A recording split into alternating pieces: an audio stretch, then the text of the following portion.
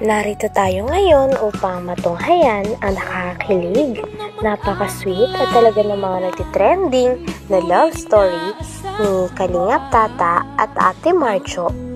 Sa pagpapatuloy nga ng ating istorya ay makikita natin ang iba't ibang mga nakakakilig o sweet moments ni Ate Marjo at Kalingap Tata. Unahin na nga natin ang kanilang naging unang pagkita kung saan kinantahan talaga ni Kalingap Tata ng sobrang pure at sobrang ganda nang sa ganon ay mapahanga niya kaagad ang dalaga na si Ate Marjo. Talagang unang tingin pa lang kasi daw ni Kalingap Tata ay napansin na kaagad niya ang ngiti ni Ate Marjo. Kaya naman dito ay nag-start na rin siya na haranahin si Ate Marjo hanggang sa napangiti na nga si Ate Marjo dahil sa mga kanta na ginagawa niya at dahil sa napakaganda nga naman ng boses ni Kalingap Tata. Pinapangarap ko ikaw ay akin. Ay, grabe. Mandas pa ta. Sige, tuloy mo tol. Tuloy mo tol. Mapulang labi. Ay, mapula talaga ang labi niya. Matingkad mong ngiti. Matingkad talaga ang ngiti niya. Maabot hanggang sa langit. Huwag ka lang titingin sa akin at baka mawang puso kong sabik sa iyong ngiti. Ay, grabe ngiti talaga ako'y yan. nahuhumaling at sa tuwing ikaw ay lalapit, Dito ang na mundo araw-araw. ko'y tumitigil para lang sa'yo. Wow.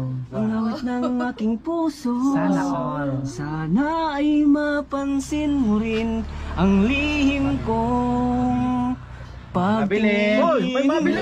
May mabili. Bihira. Tuloy mo. Nabili ako eh. Sino ka po ba?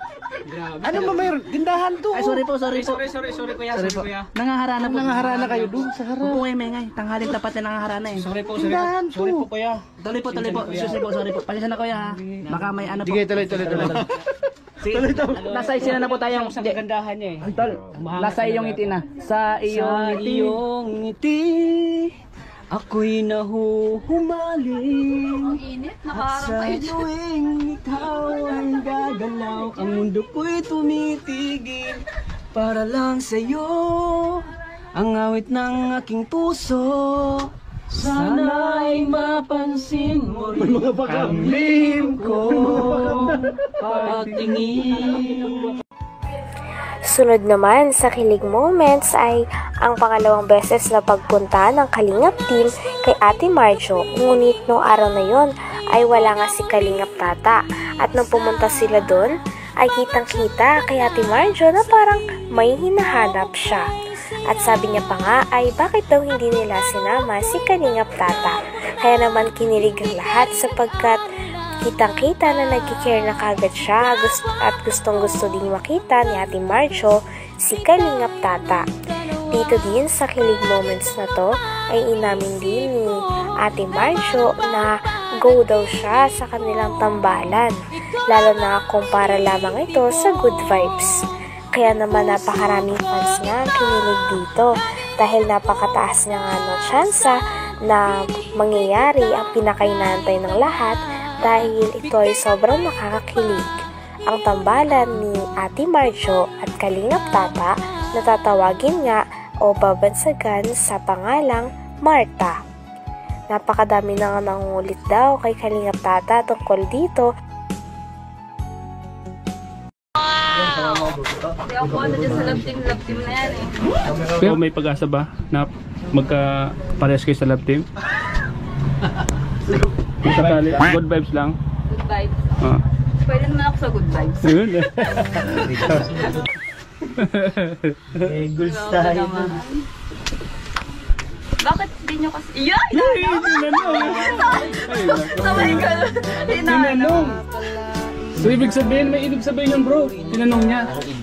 Ibig sabihin, may pag-asa, namimiss. Kuweta, sinanap ni. Ano kasi, minsan lang kasi ako Anong tawag Ay, sa'yo? sabay ganun. Anong tawag sa'yo ni Kalingap Tata? Oo, nakakatuwa lang yung ano. Minsan lang daw may maka-appreciate sa kanya. Kaya, uy, pero maganda. Maganda. Kaya naman pala na natutulala si Kalingap Tata. Ang ganda niya, oh. Bagay na bagay sa'yo ni Kuweta. Bagay na ba? Next pa sa nakakakilig na moments ni Ate Marjo at Kalingap Tata ay nung sinabi ni Ate Marjo na ingat daw palagi si Kalingap Tata at lalo pa daw siyang mag-focus sa kanyang mga ginagawa, lalo na sa kanyang pag-workout. Sabi nga ni Ate Marjo ay aabangan niya at sana daw ay pagbutihin pa ni Kalingap Tata ang pag-workout nang sa ganon ay mas lalo pa itong magka-abs.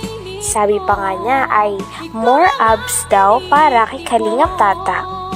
At syempre si Kalingap Tata naman ay pinaghahandaan talaga ito sapagkat sinabi na ni Ate Marjo na gusto niya ng abs kaya naman pinagpupursigihan na nga ni Kalingap Tata at hinahanda niya na talaga ang kanyang sarili nang sa ganon ay kapag nagkita sila muli ni Ate Marjo ay talagang mabibighanin din sa kanya si Ate Marjo at magiging bagay na nga sila sa isa't isa.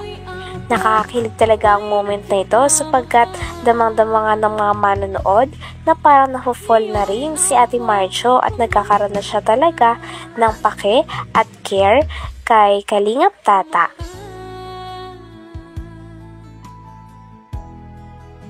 Ano masasabi mo? Meron ka bang message kay Kalingap Tata? Kasi makapanood niya to. Ano? Lang siya. Focus lang siya. Ayun. Magpa-abs pa siya. Ayun. May abs na yun. Magpa-abs pa nga. Ay. Ta, magpa-abs ka palang. Magpa-abs ka daw ta. More abs daw. More abs. Lagi ka lang sa chat. Sino man? Kung alam nun, nahabol yun. Kasi gustong bumalik nun eh. Baka iniwan nyo kasi. Uy, hinahanap talaga niya mga Kalingap po. Hindi namin iniwan. Yan. Kasi kumpleto kayo tapos siya lang. So, hinahanap ka nita. Bakit iniwan ka daw namin? So, ibig sabihin talagang Pinakahuli naman para sa kilig moments ng dalawa na ito sa vlog na ito ay noong in-interview na nga si Kalingap Tata. At dito ay nilabas niya na talaga ang kanyang comment sa mga sinabi ni Ate Marjo sa kanya, lalo na patungkol sa pagpapa-abs ni Kalingap Tata. Sabi naman ni Kalingap Tata ay dahil dito, ngayong nalaman niya na gusto pala nun ni Marjorie talagang mag-work hard at mas lalo niya pang pagbubutihan ang pag-gym. Talagang paghahandaan niya daw talaga ang nalalapit na pagkikita nila at ang magiging first vlog nila. Kinikwento din dito ni Kalingap Tata na talagang nabibighani talaga siya na paulit-ulit kay Ate Marjo, lalo na nung unang beses niya parang itong nakita, sapagkat unang beses niya parang nakita ang dalaga ay nabihag na kagad ito sa mga ngiti ni Ate Marjo. Panoorin mo itong video na ito. Nandito lang ako para sa iyo, Marjorie. Hintayin mo yung pagpunta ko dyan. Papaganda ka dahil ako ay papagwapo para sa iyo. At grabe yung kagandahan mo. Hindi ako hanggang ngayon naisip ko pa rin yung kagandahan mo. Eh, ano yung mga kuha ng nangiti pa lang ni Marjorie, wala na. sa pagiging tambalan niya? Ay, siyempre excited na bro. Siyempre excited. Hindi ka na makapaghintay? Hindi ako makapaghintay pero kailangan mo natin handa muna. Pagandaan mo. Sino-sino yung mga magiging kasama mo dun pala? May kasama ako si si Rinsin. Miss ko lang kay Marjorie. Mapapanood ka? Sana mag-ingat siya, huwag niya pabayaan sa sarili niya. Sana stay pretty lang siya. Palaging panatili niya, palaging maganda niya. At sana ingatan niya yung kalusugan niya. Sige. Upo ka dun po. Upo ka, naghihintay ka. Upo ka. Dito kasi yung solo. Dito.